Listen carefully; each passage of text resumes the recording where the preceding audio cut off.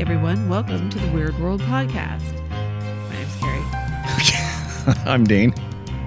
Very curmudgeonly way of saying your name there. My name's Carr. I don't know, Dean, that I was curmudgeonly. So, what are you going to talk about? We are going to rip something from today's headlines, as I promised with our weird bit from just a few days ago. That is true, you did. It is. The rip from today's headline part won't be that long, and then we'll go back in time to an interesting story that relates to what's happening in today's headlines. And that, of course, is right now, as we speak, we're recording this on Sunday, February 12th, and the latest is that a fourth object has been shot from the sky by U.S. forces over Lake Huron in Michigan. The first, of course, being the very large Chinese spy balloon that had its little, first hit Alaska, then went through Canada, and then followed the jet stream all the way across the continental U.S. to right when it was over the North Carolina coast over the water. Shot it down at the F-22. China, of course, says, oh, no, it's just an innocent weather balloon, you guys. You're jerks, man. And no one believes them. So that makes 4 total unidentified aerial phenomena. Yes, a UAE is the new phrase for a UFO, by the way. You what? UAE, unidentified aerial phenomena. Oh, okay. That's the more accepted term among actual scientists and researchers over UFO. It's gonna take the world by storm. You wait. Yeah, sure. I mean, you'll see it more and more. Trust me. Okay. So 4 objects have now been shot down. These last 3 all smaller than the first one, but they still appear to be balloons. And as of what we know right now, we know very little about exactly, are they spy balloons? Are they something else? I don't know. Yeah. What's your theory? I have no idea. I mean, yes, obviously they're spies. Didn't you tell me that you had heard that they thought the first big one was dropping smaller little balloonlets? Well, that was a possibility of, what its purpose was. So these 3 could be from the mothership. Yeah. In a sense. That's interesting. I don't know. We'll see. We'll find out. In fact, by the time this comes on to the upload and you're listening to it, we may know a lot more. We probably do. We probably will. It's become kind of a big deal, isn't it, though? Yeah. China apparently has this renewed focus on what I think most people consider a relatively low-tech option that was initially, a long time ago, actually very, very cutting edge in war and potential wars. You mean the whole balloon thing? The whole balloon thing, yes, exactly. First, I'm going to walk you through a little history of using balloons as weapons of war and reconnaissance, and then we'll spend the most amount of time on, by far, the most involved and most numerous attempt to use balloons as weapons of war in the history of humankind so far. Okay. So first, just a little bit of history.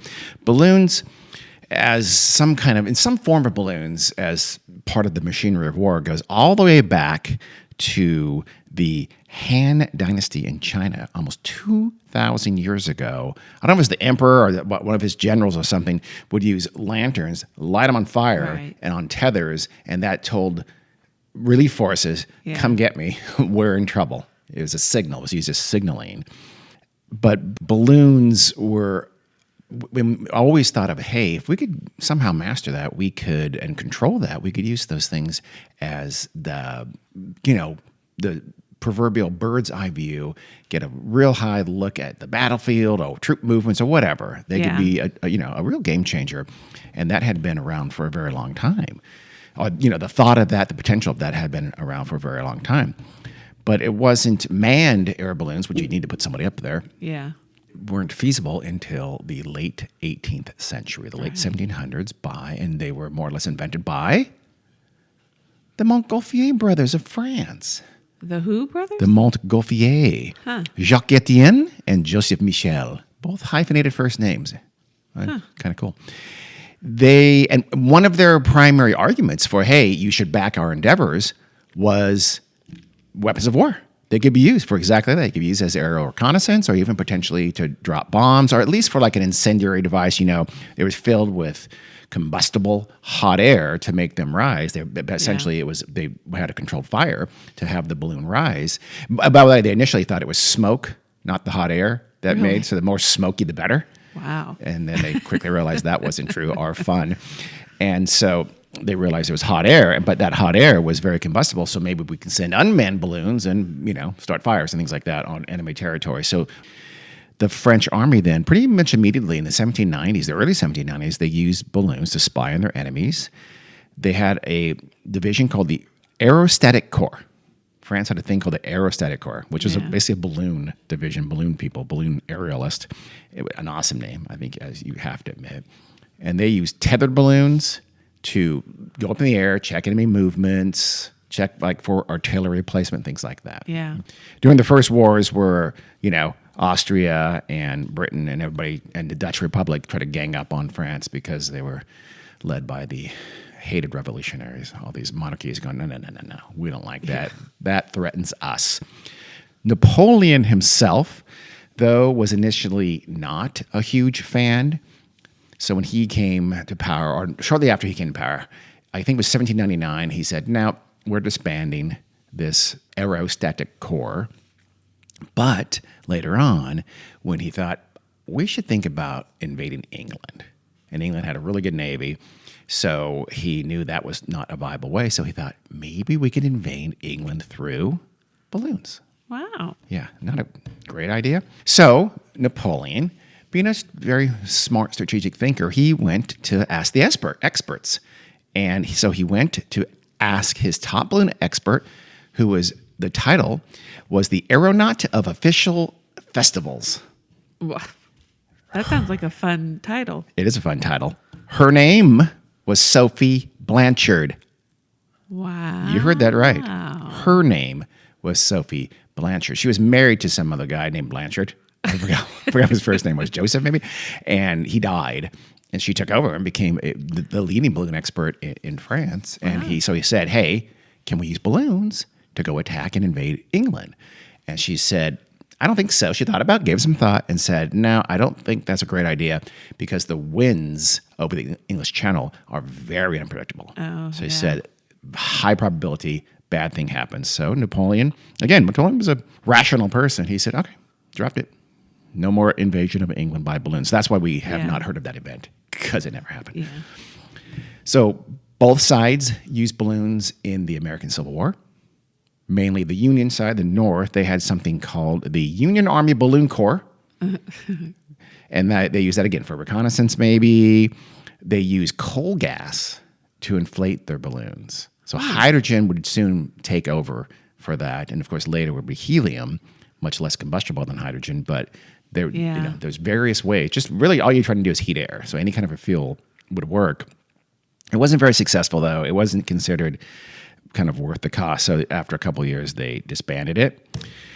The British used balloons in some African campaigns in the late 1800s, but in World War I, it was kind of considered the highlight, the best time for balloons. They kind of reached the military zenith. And again, both the Axis powers and the Allied powers used balloons, mostly for reconnaissance, not a whole lot for as weapons yet. Yeah. But using balloons, especially to see, look at the battlefield, and then often start an artillery bombardment was so common. It became so common that it gave rise to the idiom, quote, the balloon's going up, which meant that a battle was about to start. Oh. So you'd say, oh, I think the balloon's going up. And I'm not positive that was really ever a thing. But one source I read said, people would say, the balloon's going up. Oh, no, batten down the hatches. I don't know. Maybe. Let's try to repopularize that. It didn't last, did it? Now, if you think a fight's going to start, say, oh, man, I think the balloon's going to go up. Look at those two dudes. Something like that. Let's try it. Do it. Awesome. I'm sure tomorrow you'll see some dudes starting up a fight, and you can use your new term. You're pretty influential on social media, from what I understand, from what I've been told. So, Great Britain launched something they called Operation Outward during World War II. And that used balloons to attack German positions on mainland Europe, even into Germany. And at first, though, this might have been before the actual started, but in the early stages of considering this tactic, some on the English side objected to it, and they said, quote, attacks of this nature should not be originated from a cricketing country. What does that mean? It means like They're too classy. it's to not do something exactly. Like that. It's not honorable. Wow. It's, World War II. Yeah. because Hitler was honorable. Or war was ever honorable. Yeah, no. That person, whoever the hell that are, those people were quickly sidelined, and they went ahead and they did it. What they did was they'd make these really cheap, easily manufactured balloons, nothing very sophisticated at all. They'd make and send upward of 100,000 of them over the course of the war, and they held either small incendiary bombs, and hoping to start fires. Right. Just go over there, blow something up, start a fire, just create havoc. Yeah. The other thing they did, and this is interesting, they would trail these like 700-foot metal wires and hope to catch on to like the electrical grid, like power lines and things like that, and knock out power for a Wow. time. Did it ever work? Yes, it worked wow. actually pretty well. Oh, okay. And in fact, they were so cheap and they're so relatively easy to do. They only cost about 35 shillings each to make, which is about 100 pounds now. Okay. Oh, wow. Which makes you realize, I know, would Yeah. you think 100 pounds for 35 shillings? I don't know. So 35 shillings in 1940 something was about 100 pounds now, but that's still incredibly dirt cheap. And they were successful. They did do some damage in German cities. They knocked out some power grids for a while. Unfortunately, they also, balloons are at the mercy of the winds for the most part. And that's why they were considered a little bit unpredictable, because a couple times they went into like neutral countries. They caused some fires in like Sweden, I think. And they also, sometimes the winds would change rapidly and they'd blow right back toward England, which is not good. So, yeah. In fact, that's one of the things that's interesting about the whole Chinese spy balloon, is just how was that completely at the mercy of the winds. My understanding is that the first one, the big one, actually had some level of control, which they may or may not have lost, and explaining why it just followed the jet stream across the U.S. But at this time, there's virtually no steering whatsoever and very little control of any sort. Yeah. The English ones, they would go off at relatively low altitudes, and I think they just relied more or less. They had an altimeter, but they relied more or less on just sort of running out of steam and landing somewhere in mainland Europe. Yeah. Germany controlled pretty much all of mainland Europe. After the war, after World War II, the United States used high-altitude balloons to do things like detect nuclear testing in the USSR. In fact, there was a thing called Project Mogul, which was designed to do that and may have been the answer to the Roswell UFO incident. We'll talk about that when we do finally the Roswell UFO incident.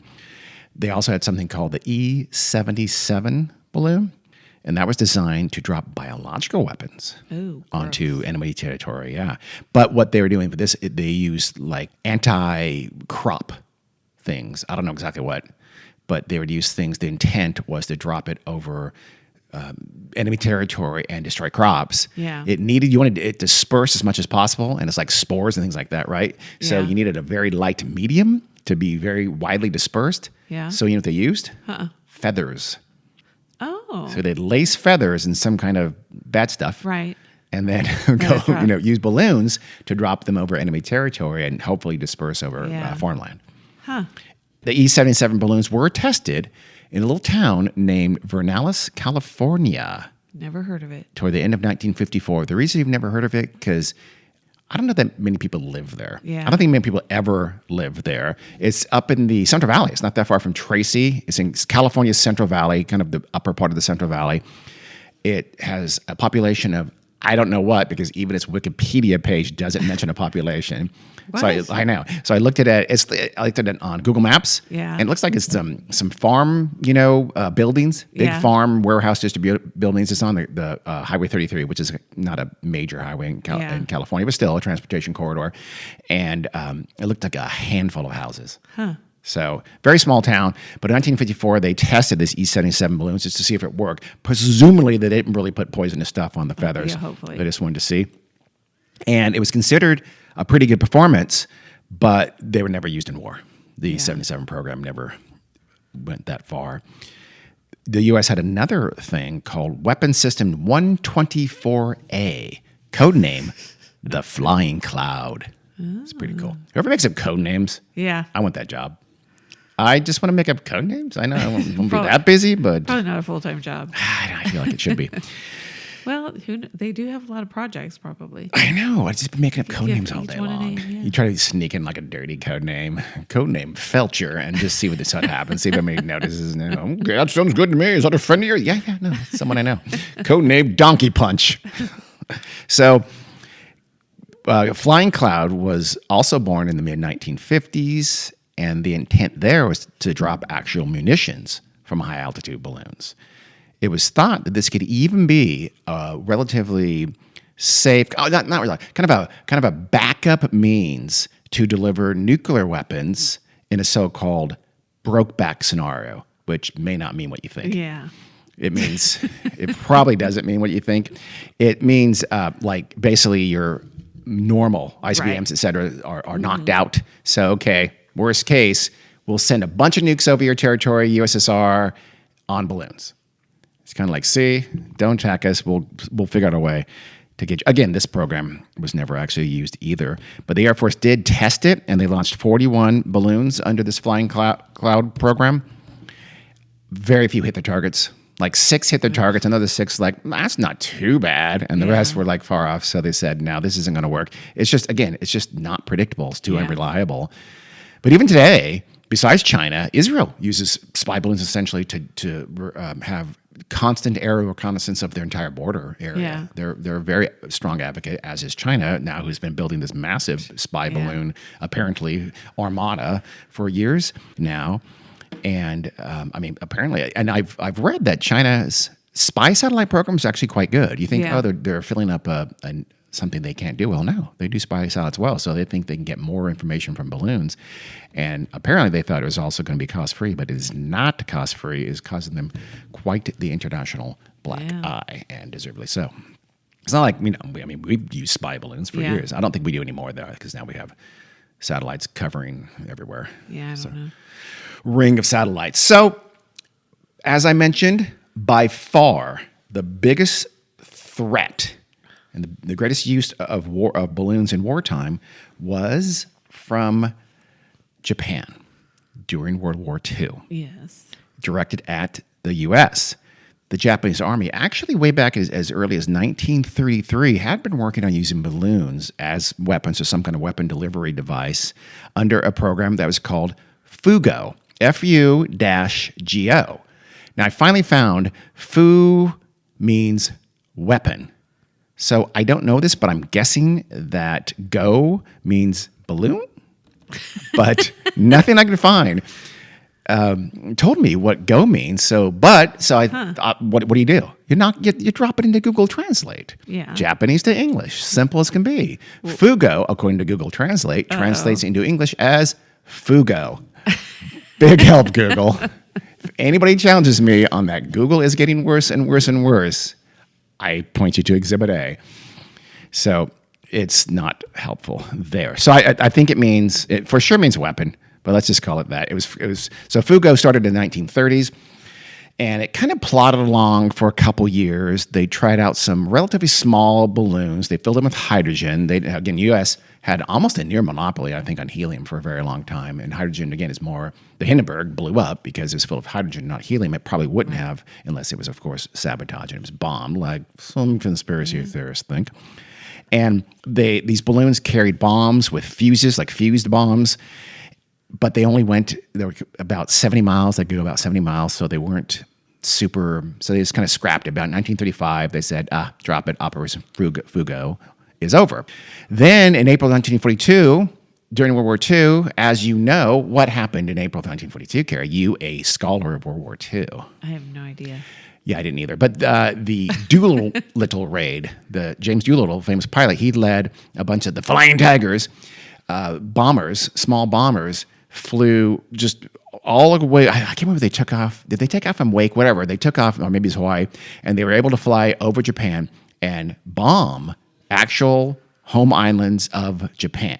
Out of nowhere. Japan did not think we had anywhere close to capability of doing that. They couldn't then travel all the way back to U.S. territory, so they just continued flying over onto China, the Chinese mainland, and were able to land in parts of China not occupied by the Japanese military and land safely. This was just a bolt from the blue for the Japanese. They were stunned by it. It was a big propaganda loss for them. The home folks were startled. So they really wanted some kind of retaliation. They said, okay, you do that to us, we'll do that to you. Conveniently forgetting Pearl Harbor. Yeah. So it just kind of changed Japanese attitudes, and Japanese leaders clamored for the military, said, find us something that can retaliate on the U.S. mainland. We need to bring the war to the U.S. mainland somehow in some way. Yeah. So balloons were on the table again, and Project Fugo was resurrected. The efforts were led by a laboratory in Japan called the Noburito Laboratory. I'm assuming founded by a guy who hated Mexican food. Yeah. I'm guessing. I don't know. They initially, though, didn't just look into balloons. They looked at other options. One of the things they considered was sending long-range bombers from, I guess, near. Japan didn't have a lot of off-islands.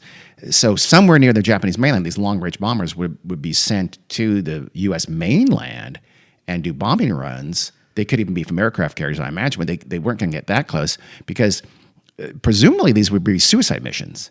Yeah. The thing I read described it as one-way long-range bombing missions. So that's interesting. So that was seriously considered by the Japanese at this time. Another method was going to do something like that, but hey, let's use submarines.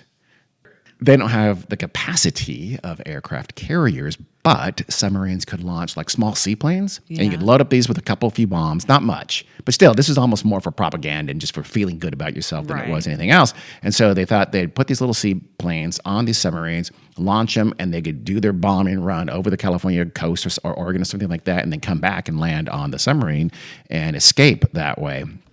The Japanese considered this option and actually even put it into practice one time. That's it. Really? They just tried it once because what happened was that a Japanese submarine kind of cozied up to the coast of Oregon, and they launched a Yokosuka E-14Y seaplane. Okay. You were something of a warplane buff, so I thought I'd make sure and be very specific about it. Thank you. And it dropped two huge, pretty big, but just two incendiary bombs in the forested depths of the Siskiyou National Forest. Yeah. Heavily forested area. They thought, okay, that'll work. Let's drop these bombs. It was on September 9th, 1942. So let's start like a late summer forest fire and just mess with the U.S. It'll be a big propaganda ploy. It'll be great. What happened, though, was that on the mainland, they were in Oregon, some eagle-eyed Americans, I don't know if they're forest rangers or what they were, but they saw the planes approaching, and they immediately rallied the troops, rallied firefighters. Yeah. And so they saw the planes approach. They saw the planes drop their bombs, and they sent these rescue crews or firefighting crews immediately to that area, and the fires were contained before they became anything at all. They were contained almost immediately. Huh. So the Japanese were very upset about this, and they stopped that seaplane from submarines program. And I guess later documents are found, and it's indicated that the planes were launched, quote, almost exclusively for home propaganda purposes. So they weren't. They didn't see the long-term validity of that kind of a program. What they were already working on, and would soon become really the only means of attacking the U.S. mainland by Japanese forces, was balloons. So that was the real thing. That quickly became pretty much the only thing they're working on in this program, which I guess was still called Fugo, which means, Carrie, in English? Fugo. Good. Japanese meteorologists, going back to the 1920s, have been studying what we would now call the jet stream. They figured out what altitude it was, roughly what course it did, and how it could move very, very fast. Because the whole idea is you got to keep these balloons afloat for a very long time to get over to the U.S. mainland. But they knew about the jet stream, and they had figured out that a balloon at a certain altitude could probably, at the right altitude, could probably take something like 30 to 100 hours to reach the mainland. And they thought, well, I think we can work with that. Let's see if we can figure out a device, a balloon that could actually do that. So by March of 1943, there was a team under the command of Major General Sueki Kusaba, and they had more or less perfected a usable device. It was a 20-foot, I guess, long or diameter, I'm not sure, a 20-foot balloon that could fly at about 25,000 feet, right for the jet stream. A little bit higher, it's out. A little bit too low, it's too low. And I think about 20 to 25,000 feet was where they wanted it to stay. right? And it could last this prototype could last at least 30 hours. So, you're getting there. They made it from layers of something called washi, which is a paper-like material made from the mulberry bush. It's called the paper. I think it's even called in Japan the paper mulberry bush. I guess Yeah. they've been making paper for quite some time. I have plenty of washi tape. You do? Uh-huh. Washi what? It's called washi tape. Tape? Uh-huh. Is it paper-like? But it's tape, so it's sticky? It's adhesive? Yeah, it's not very paper-like. This is just this is described as being quite paper-like. Yeah. Thin layers of this paper-like washi, and they would glue them together with a paste made from the kanayaku, which is a Japanese potato. So all natural. Yeah. They're using bushes and potatoes to make balloons, not nylon and stuff like that. I don't know if this is probably just for materials. They needed Yeah. that. These are things they could afford to art. They could use as material because it wasn't needed in other parts of the war, I imagine. Yeah.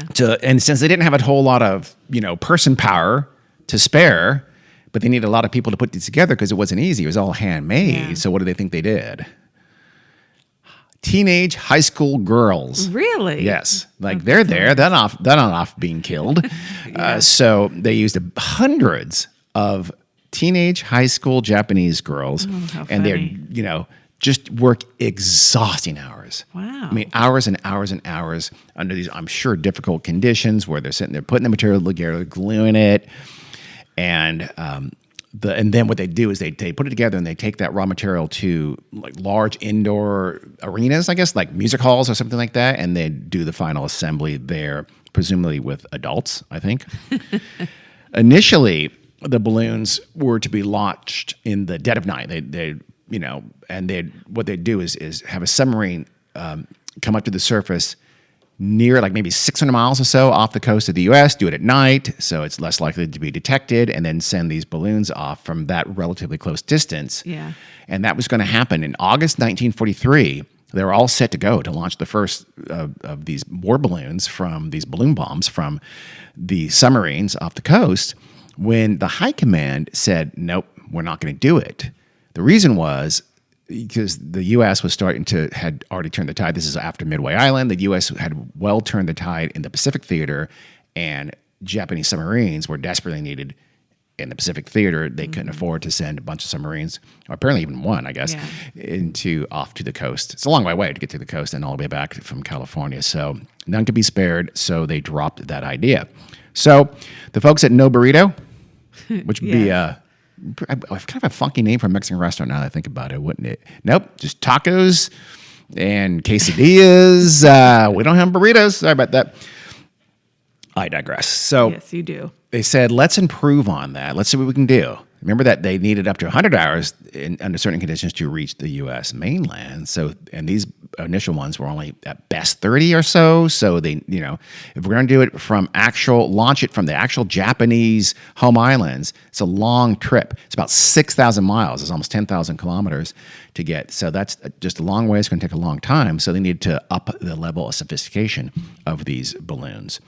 Also, by the way, they'd figured out by this time that the best time to do that with respect to what the jet stream was doing would be winter months. Oh. So they needed to work fast if they weren't. Although this is summer 43, they actually needed some more time than that because they actually didn't get really started until the winter 44 of the latter part of 1944. Not the first winter, the next one. Winter goes across years. It's very Yes, it confusing. does. But it wouldn't get going for a little more than a year. The balloons, again, would have to maintain an altitude initially at over 30,000 feet, and then they can come down a little bit. Again, they would need to go 30 to 100 hours to reach the U.S. mainland. They needed to kind of get them down to a much lower altitude before they could launch their bombs, so it took, it's going to be very difficult to do this. Again, these are not easy to control. You really don't steer them at all, but what they really needed to do was control altitudes. So, and it's a lot harder than it might even sound, especially with World War II era technology. Yeah. The British were just doing pretty unsophisticated balloons. It did well, but it was not nearly. The Japanese developed an ingenious system of 32 sandbags, ballast essentially, on an aluminum wheel. So think of a wheel of sandbags, and that each of the sandbags had a little gunpowder blowout plug to essentially drop that sandbag at certain intervals.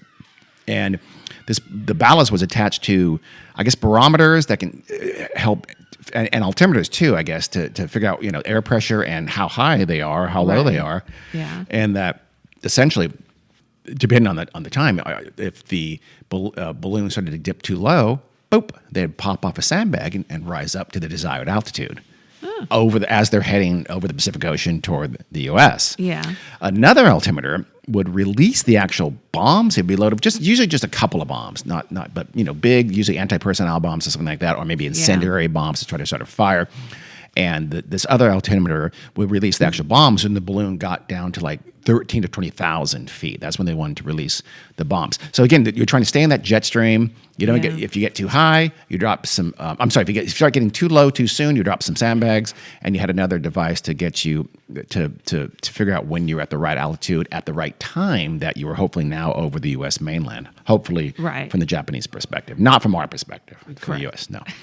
So these two mechanisms kind of kept the balloon from getting too low initially, and then depending on the timing, the balloon would be over the mainland when it dropped its bombs.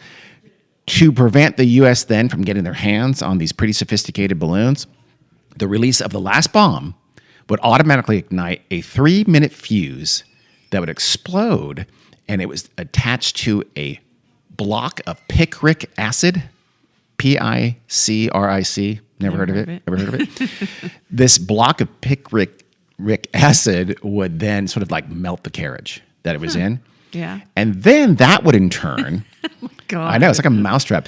That would in turn be followed by an 82-minute fuse that ignited the hydrogen that floated the damn thing, and that would burn up the actual balloon itself. Right. So they wanted to leave as little behind Yeah. as possible. We'll find in a minute that it wasn't super successful. Although, given how many that we found versus how many were launched, it actually probably was successful the vast majority of the time. Yeah.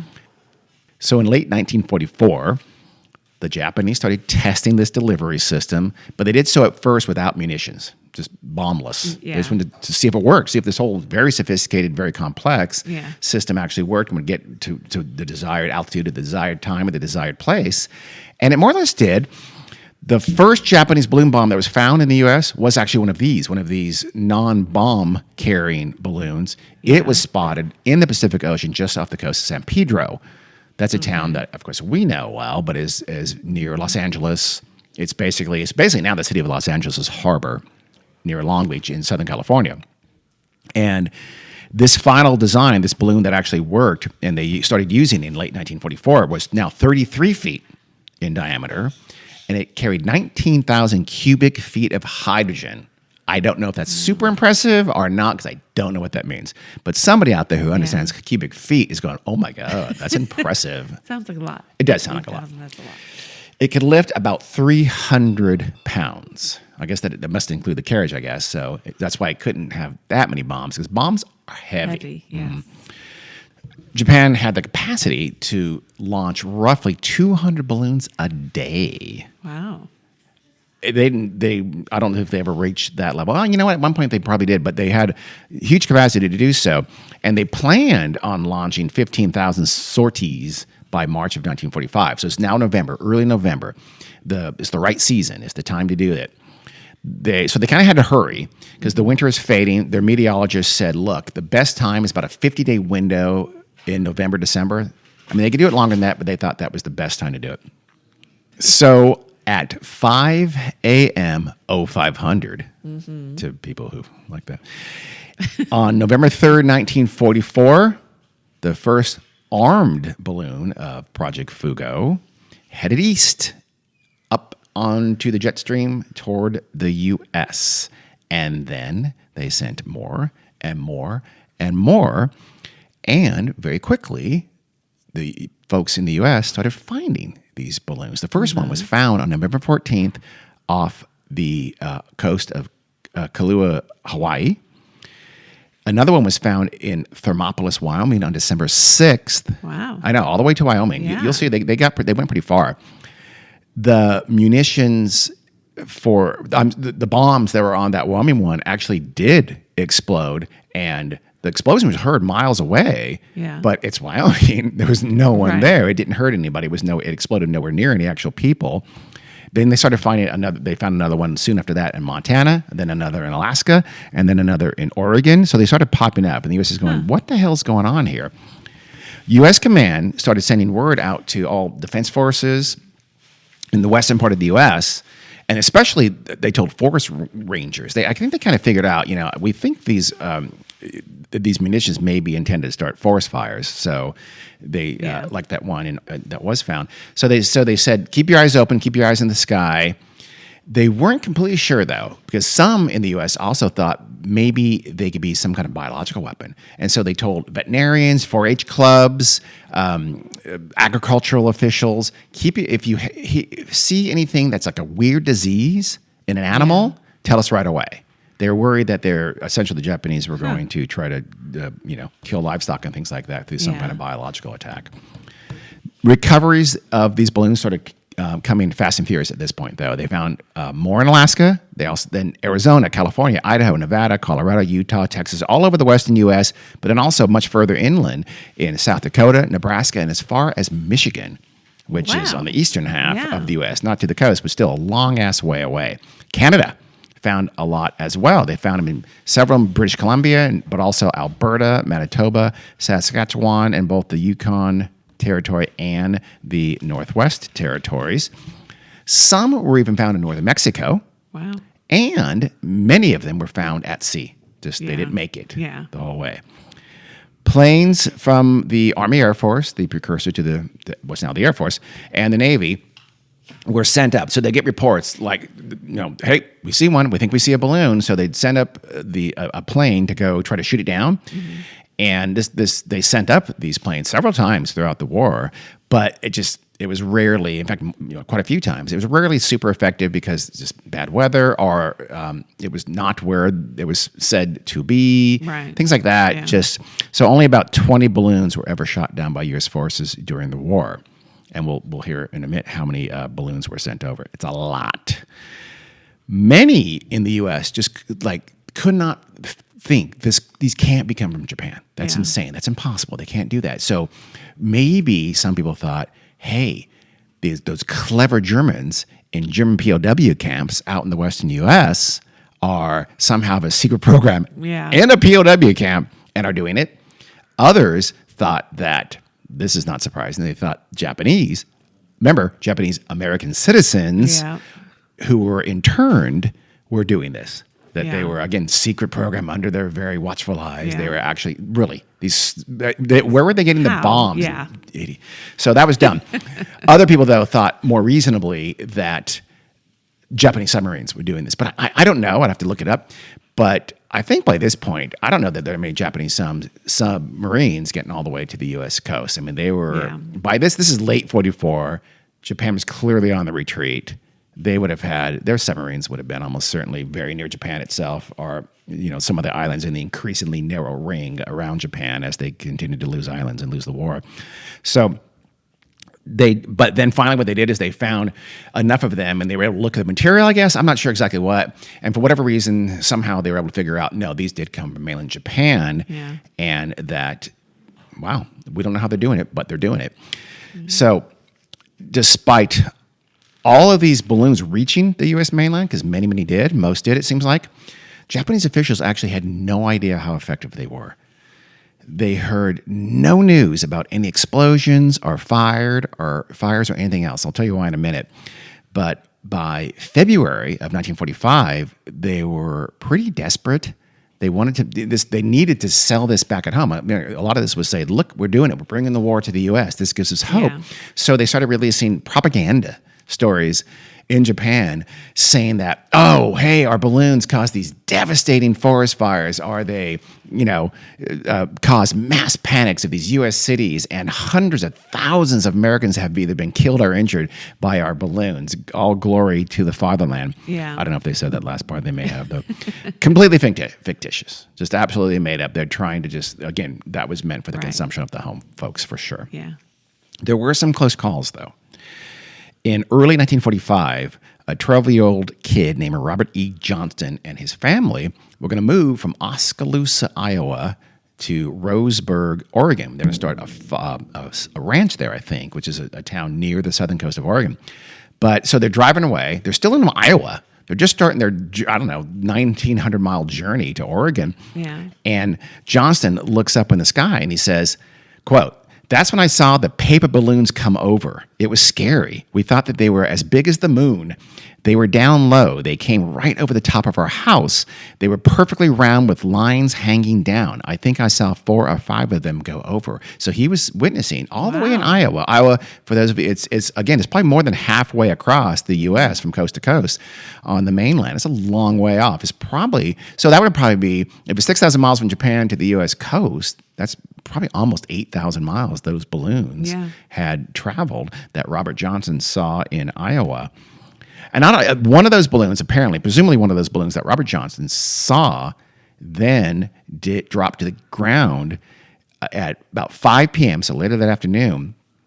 And another 12-year-old kid, weirdly enough, named Joe Ford, he saw it descend, and he saw it land in a pasture on the farm of a neighbor named J.M. McNee. And this is near the town of Laurens in Iowa. Mm-hmm. So he runs and tells his dad, and he and his dad then run over to McNee Farm, and the farm manager, his name is Paul Felsing, says, "Let's go check it out."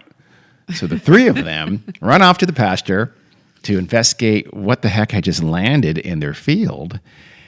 And apparently, I don't know if the self-destruct mechanism just maybe it wasn't quite timed right, because the balloon was still intact and it was slowly deflating. Yeah. And one of them noticed that, hey, that's a lit fuse. It must be that 82-minute fuse, I guess. Yeah. That's a lit fuse and is attached to a patch on the balloon, on the outside of the balloon.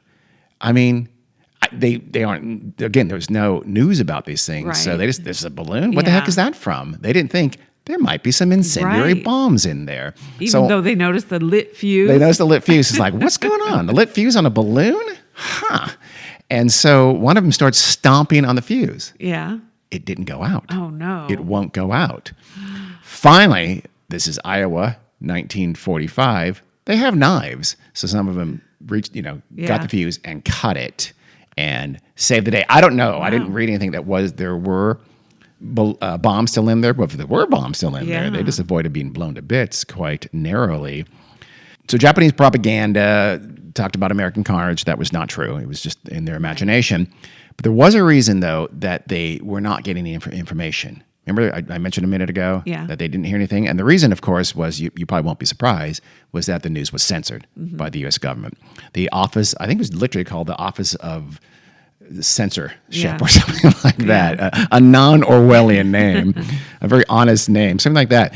They, I think it was early January 1945, after this point, only a few, but a handful of balloons have been found. Remember Hawaii and Wyoming, et cetera. Yeah. They realized what the Japanese were doing, and they realized why they were doing it. So the U.S. Office of Censorship really asked American newspapers, don't say anything about these things.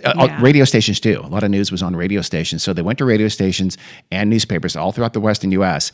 and said, if you hear anything about a balloon landing or anything like that, keep it mum. Don't report it at all. They got pretty much universal cooperation with this. The only event that the Japanese ever knew about in real time was the one in Wyoming in late 1944. And that was early on, before this dictum had come down. Yeah. That was it. That would never happen here. No, it would not happen these days at all. No. You'd have bad people doing bad things. So, but there was a downside to this censorship. And that was that some Americans might go up to down balloons and stomp on fuses and go right up to them, and something bad could happen. There could be a massive explosion or something like that. If the payload hadn't been dropped, bad things can happen. So this meant Americans didn't recognize these balloons as dangerous things, or are to be on the lookout for other bombs that might be dangerous as well. So for months, nothing ever happened. It never materialized. I mean, this is going on.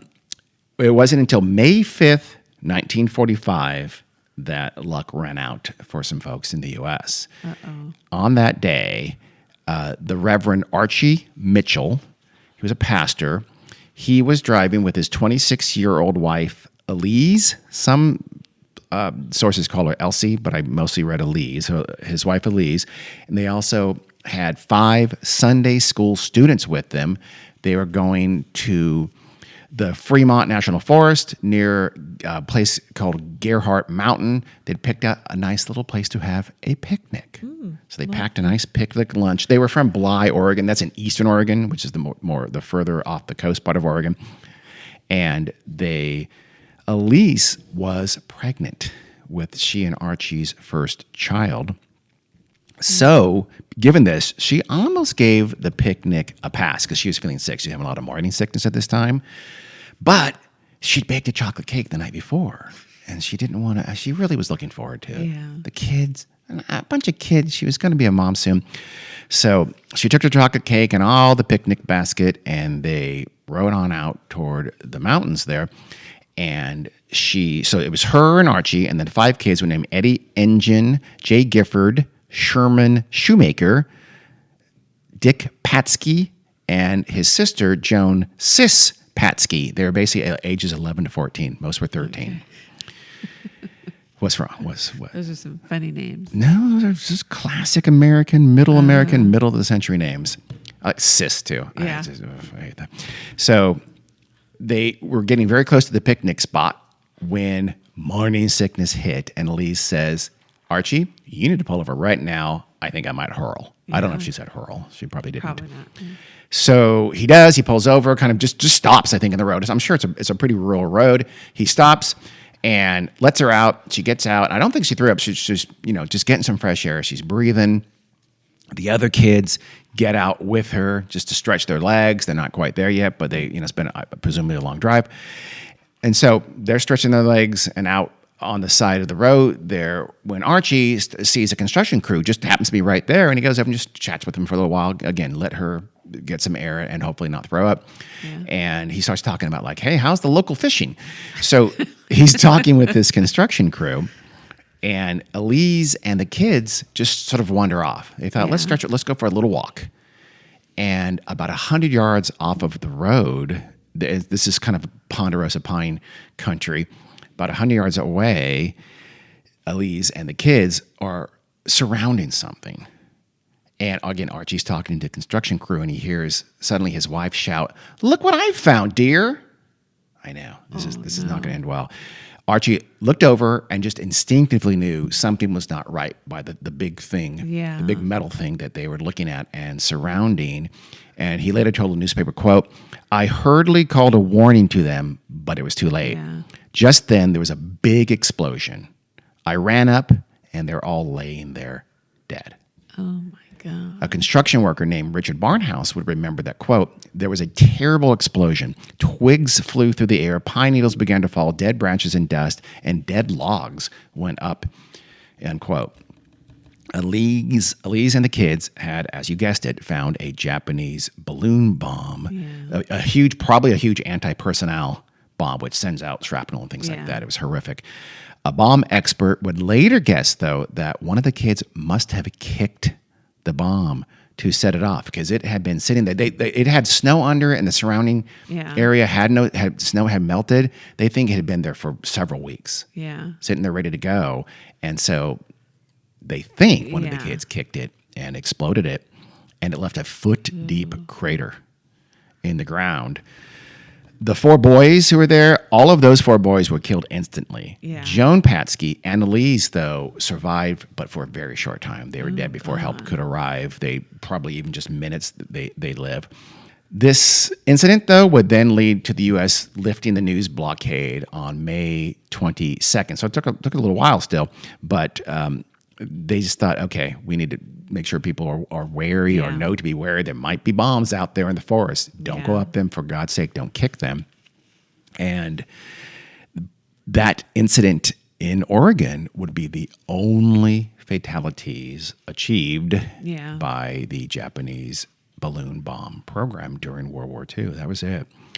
The Japanese, by this time, by the way, when that happened, again, that bomb was probably sitting there for weeks. They had already stopped the program. Yeah. They stopped the program sometime probably in mid-April. And this concluded it just wasn't working. In part, ironically, weirdly, because of the censorship. Right. It's like, well, nothing's happening. We're not, because they were reading every American newspaper they can get their hands on, Right. and nothing was happening. And so they thought it's just not having the desired effect. The materials were becoming more and more rare. They were running low on hydrogen, for instance. So they ceased this in the program in April of 1945. Over those few months, though, from November to April of 1944 to Right. April of 1945, they launched over 9,300 balloons. Wow. Most in February, March, by the way, of 1945. So I guess they were sort of ratcheting up because the best window was a little before that. These balloons were considered the first intercontinental weapon in history of the world. Not a great thing to be proud of. Yeah. Wow. And ironically, weirdly enough, the time of the year, the winter, means what? It means more rain. Yeah. So that probably dampened the impact of these balloons because, at least according to official history, not one single forest fire was started by these balloons. At least not that Yeah. could be proven that it was caused by one of the bombs sent over by the Japanese during this time. So it just, it's wet, it's damp. Right, yeah. If it wasn't raining, it had rained not that long ago, especially in places like coastal Oregon and Washington. Yeah. So other than this horrific slaughter of a pregnant woman and 5 young teens, the only other effective attack happened on March 10th, 1945. In that case, a balloon short-circuited the power lines near Toppenish, Washington. You ever heard of Toppenish? No. It's a place where they had a facility that was making plutonium for the Manhattan Project, which, as you know, is the atomic weapons. So for 3 days, it cut off power to this plant and slowed down the manufacture of plutonium, but they were up and running very soon, obviously. Plutonium from this facility was then used in the Fat Man bomb that would, in August, lay waste to Nagasaki. So, weird irony there. Yeah. Only about 300 balloons were ever recovered by the U.S. and Canadian, and I guess a handful in Mexico as well. Balloons were still found not only just right after the war, but into the 50s, a handful in the 60s, even one in 1970s. Wow. In 2014, a live bomb was found near Lumbee, British Columbia in Canada. Oh my God. And a balloon, I guess the remains of a balloon were uncovered near McBride, British Columbia in 2019. Wow. I mean, those for sure still out there. They're just in the Yeah. middle of nowhere. Yeah. They're in Sasquatch country, so they're going to be hard to find. And I'm sure they're rotting. The one that they found remains in 2019 is amazing. Yeah. But the bombs are metal. So, I mean, I wouldn't be surprised if we find some more. Archie Mitchell, the Reverend who lived because he was Right. chatting about fishing, Yeah. he would later go on missions, religious missions overseas to find new faithful across the globe. In 1962, he was working at a leprosarium. So I think it's a leper colony, Yeah. I think. And he had a new wife named Betty. They worked there, preaching the good word. He was kidnapped by the Viet Cong in 1962. He has never been seen or heard from since. Wow. They never found his remains, so he was probably killed, Yeah. I imagine.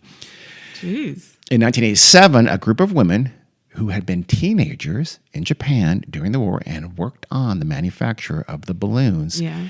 they sent 1,000 paper cranes in Japan off into the air as a symbol of peace and reconciliation Oh, okay. and forgiveness. Is that And the origin of the 1,000 cranes thing? I don't know what that is. Oh. Is it something on Netflix that I don't know about? What do you mean? What is that from? Oh, you just see every now and then references to kids making paper cranes. And there's some. Well, I think paper cranes go back before that. I think. Yeah. I'm pretty sure. I have no idea. But I bet they do. In 1995, they planted not the same people, I don't think, but cherry trees were planted. There's a little monument up there in nearby Oregon where this happened. And so they planted cherry trees around that monument. Cherry tree is a symbol of Japan. Yeah. And by the way, it's right there is to this day is a ponderosa pine with a huge gouge in it from the explosion. Oh. But the idea was to plant cherry trees Right. to, commemorate the dead.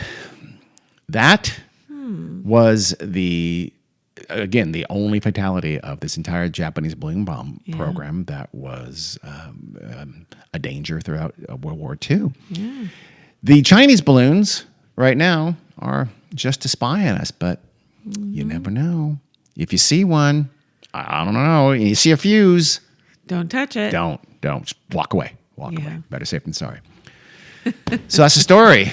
Thanks, Dean. That's interesting. The Japanese balloon bomb effort, Operation Fugo, which means Fugo. Didn't learn about that in history class. No, probably not. Really? No, did I? Did you? No, Okay. I didn't. Now that I think about it, I did see Farewell to Manzanar, but I did not see anything about them making balloons and launching them with the bombs they had there in the internment camps, obviously. So that's our balloon story. We grabbed it from today's headlines and quickly went back much further in time. Because, Good job. spy balloons aren't that weird, but this was. I hope, maybe. We'll see. Anyway, thanks for listening. See you next time. Bye.